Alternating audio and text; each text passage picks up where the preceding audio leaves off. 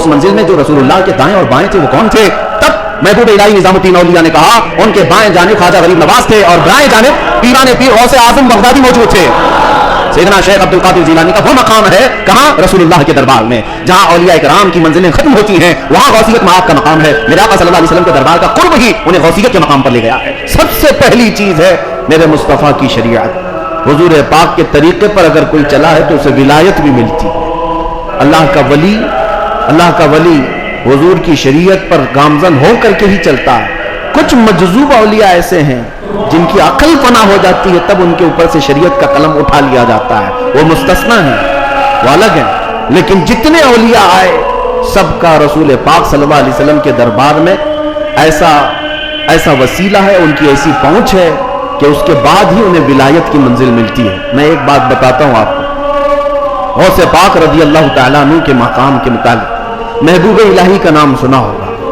دلی کے شہنشاہ، دو اولیاء کو محبوب کا نام دیا گیا ہے۔ محبوب، ایک غوث پاک کو محبوب سبحانی اور حضرت نظام الدین اولیاء کو محبوب الہی۔ محبوب اسے کہتے ہیں جس سے اللہ محبت کرتا ہو۔ سارے اللہ سے محبت کرتے ہیں اور کچھ وہ ہیں جن سے اللہ محبت کرتا ہے، وہ محبوب ہیں۔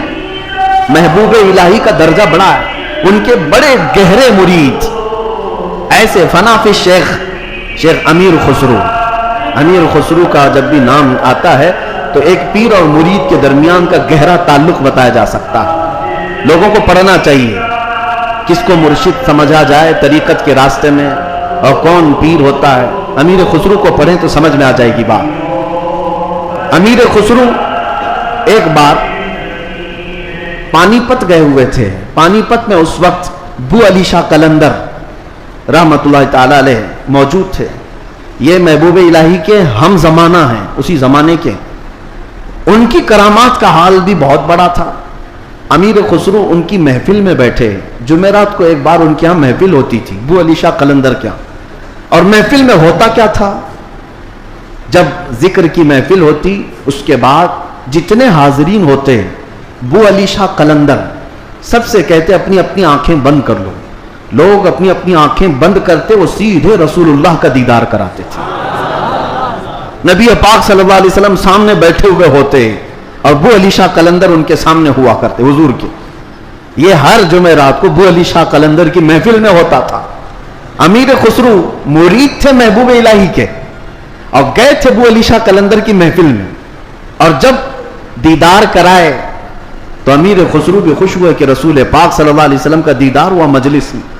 لیکن بات اتنی ہوئی، آنکھیں کھولنے کے بعد بو علی شاہ قلندر امیر خسرو کو یوں کہتے ہیں، خسرو میں تو رسول اللہ کی مجلس میں تجھے لے گیا، تیرا پیر تو وہاں کہیں نظر نہیں آیا، تیرا پیر وہاں پر نظر تو نہیں آیا۔ امیر خسرو کو یہ بات لگ گئی، میں میرا مرشد میرے پیر کا مقام بلند سمجھتا ہوں، لیکن حقیقی بات ہے کہ حضور کے دربار میں جب میں تصور میں حاضری دیا، محبوب یہ بو علی شاہ قلندر بھی تھے اور بھی اولیاء تھے، لیکن میرے پیر تو نظر نہیں آئے۔ وہ غمگین حالت میں اپنے پیر کے پاس آئے، اپنے مرشد کے پاس۔ محبوب الہی سے کہتے ہیں آج میں محفل میں گیا اور انہوں نے فارسی ایک کلام لکھایا ہے، شب جائے کہ من بودم، بہت مشہور کلام ہے امیر خسرو کا۔ اس واقعے کے بعد انہوں نے لکھا تھا، پہلے پورا واقعہ کیا ہوا وہ میں بتاتا ہوں۔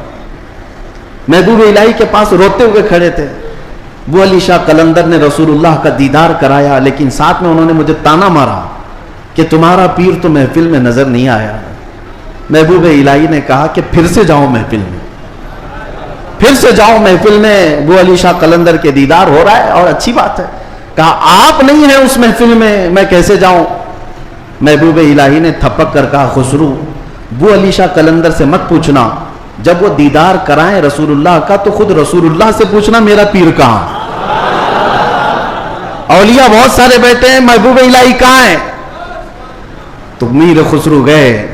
اب کی بار جو محفل سجی اور جب آنکھ بند کرنے کا حکم ہوا، امیر خسرو نے آنکھ بند کی، دیدار ہوا میرے مصطفیٰ کا، اولیاء اکرام کی مجلس تھی۔ خسرو کہتے ہیں میں آگے بڑھا، نبی کونین صلی اللہ تعالیٰ علیہ وسلم کے دربار میں دست بستہ عرض کیا، یا رسول اللہ اولیاء کی محفل ہے، یہاں پر میرے مرشد نظام الدین اولیاء نظر نہیں آتے. نبی پاک نے فرمایا ایک منزل اوپر چڑھ جا, ایک منزل اوپر چڑھ جا. امیر خسرو کہتے ہیں میں ایک منزل اوپر گیا تو دیکھا ایک بہت بڑا دالان ہے, صحن ہے, وہاں بھی رسول اللہ جلوہ فرما ہے, مسند نشی ہے, وہاں دیگر اولیاء اکرام ہیں اور دیگر اولیاء, لیکن وہاں بھی میرے مرشد نظر نہیں آئے. میں پھر پوچھا میرے مصطفیٰ سے, آقا یہاں پر بھی نہیں ہے. حضور نے فرمایا ایک اور منزل چڑھ جا. خسرو کہتے ہیں میں تیسری منزل پر آیا, وہاں بھی حضور بیٹھے تھے لیکن اولیاء کی محفل میں میرے پیر نظر نہیں آئے. پھر پوچھا, حضور نے ایک اور منزل چڑھائی, یہاں تک کہ 7 منزلیں چڑھ لی. امیر خسرو کہتے ہیں اب اوپر جیسے جیسے جاتا تھا مجمع کم ہوتا جاتا تھا, تھوڑے تھوڑے سے رہ جاتے تھے. 6ٹھی منزل پر آیا, جب بھی میں اپنے مرشد کو نہیں پایا پریشان ہو کر پوچھا تو کہا ایک اور منزل چڑھ جا. اوپر گیا تو وہاں مصطفیٰ کریم صلی اللہ علیہ وسلم مسند نشین ہیں, مسند نشین ہیں, بس 3 لوگ بیٹھے ہوئے ہیں, دائیں ایک بزرگ ہیں, بائیں ایک بزرگ ہیں اور بالکل سامنے محبوب الہی بیٹھے ہوئے ہیں. امیر خسرو کہتے جیسے ہی مجھے اپنے پیر کا چہرہ نظر آیا میں نے آنکھیں کھول دی, رقص کنا ہو گئے. جو فنا فی شیخ تھے پھر انہوں نے کلام لکھا, شب جائے کہ من بودم, وہ رات کیسی تھی جس میں میں تھا اور خود رسول اللہ مجلس کے امیر تھے, مجلس کے شمع میرے مصطفیٰ تھے.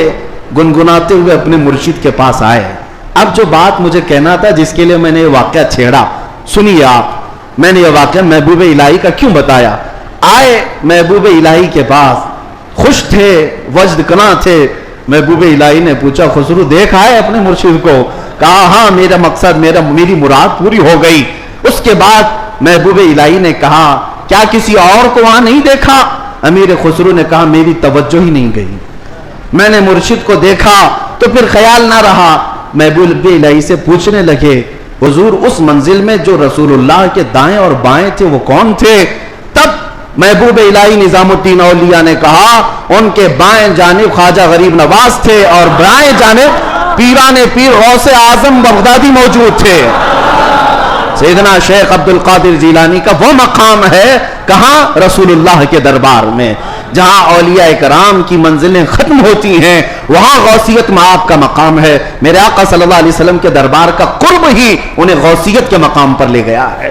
میرے عزیزو, بہت سارے لوگ اگر یہ سمجھتے ہیں کہ ان کی بڑی کرامتیں ہیں اس لیے ان کو غوث کا مقام ملا ہے, وہ بہت بڑے عالم تھے, بہت بڑے زاہد تھے, بہت بڑے پرہیزگار تھے, اس لیے غوثیت کے مقام پر پہنچے. میں کہتا ہوں یہ ساری جگہ اپنی, یہ سارے مقامات اپنی جگہ پر غوث پاک غوثیت کے مقام پر پہنچے تو عشق رسول کی بنیاد پر پہنچے, میرے مصطفیٰ کریم صلی اللہ علیہ وسلم سے بے پناہ محبت کی بنیاد پر پہنچے.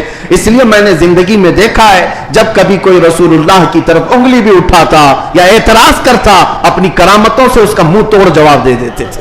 اپنی کرامتوں سے غوث پاک رضی اللہ تعالیٰ عنہ ان کا جواب دیتے. اگر کسی نے حضور پاک صلی اللہ تعالیٰ علیہ وسلم پر اعتراض کیا کہ انہوں نے مردوں کو زندہ نہیں کیا تو غوث پاک نے اپنی ٹھوکر سے مردہ زندہ کر کے دکھایا. 400 سال بعد غوث پاک رضی اللہ تعالیٰ عنہ اعلان کرتے تھے تو رسول اللہ کے بارے میں بات کرتا ہے, میں ان کے بیٹے کے بیٹے کے بیٹے کے بیٹے کے بیٹے 400 سال بعد آیا ہوں اور اللہ نے میرے پاؤں میں یہ طاقت دی ہے کہ قبر کو ٹھوکر لگاؤں تو مردہ زندہ کھڑا ہو جائے, اور جس کی میں نسل سے ہوں وہ اگر کہیں ٹھوکر لگائے پورا قبرستان کھڑا ہو سکتا ہے. نبی پاک صلی اللہ تعالیٰ علیہ وسلم کی ذات پر اگر کوئی انگلی اٹھاتا میرے غوث اس کو اپنی کرامت سے جواب دیا کرتے. عزیزان گرامی وقار, سلطان الاولیاء غوث پاک رضی اللہ تعالیٰ عنہ سے اپنا رشتہ مضبوط کرو.